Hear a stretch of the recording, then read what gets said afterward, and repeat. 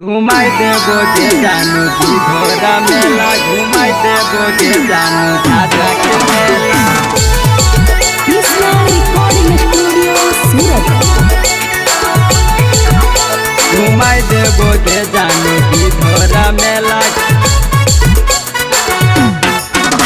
घुमाई देबो के जानू की घोड़ा मेला घुमाई देबो के जानू झाझा के मेला। सज धज के अइहा जानू घरा से अकेला सज धज के अइहा जानू घरा से अकेला घुमाई देबो के जानू जमुई के मेला घुमाई देबो के जानू जमुई के मेला।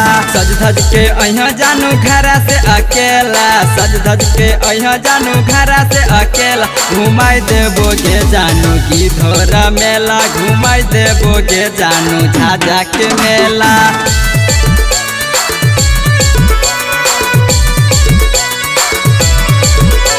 घुमाई देबो के जानू की घोड़ा मेला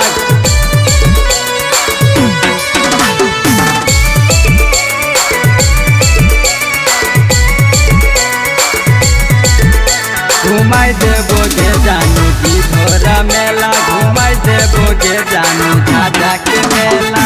चौमिन खिलेबो तोरा ठंडा पिलबोगे तारा माटी पर साथे बैठबोगे तारा माटी पर साथे बैठबोगे। चौमिन खिलेबो तोरा ठंडा पिलबोगे तारा माटी पर साथे बैठबोगे। दुर्गा माई से दर्शन देबो कराएगे दुर्गा माई से दर्शन देबो कराएगे घुमाई देबोगे जानू की धोरा मेला घुमाई देबोगे जानू की धोरा मेला।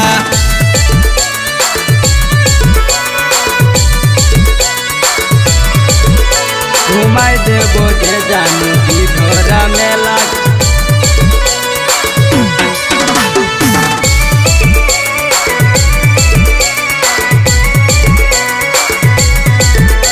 घुमाई देबो के जानू की घोड़ा मेला घुमाई देबो के जानू झाझा के मेला। सखी सहेली से रहत हट के फोटो खींचबै गे झुलुआ पर सट के फोटो खींचबै गे झुलुआ पर सट के। सखी सहेली से रहत हट के फोटो खींचबै गे झुलुआ पर सट के। नंदन कपिलवा तरह कोला भर गे सुनील रंजितवा तरह कोला भर गे घुमाई देबोगे जानू बेलर के मेला घुमाई देबोगे जानू बड़वा के मेला।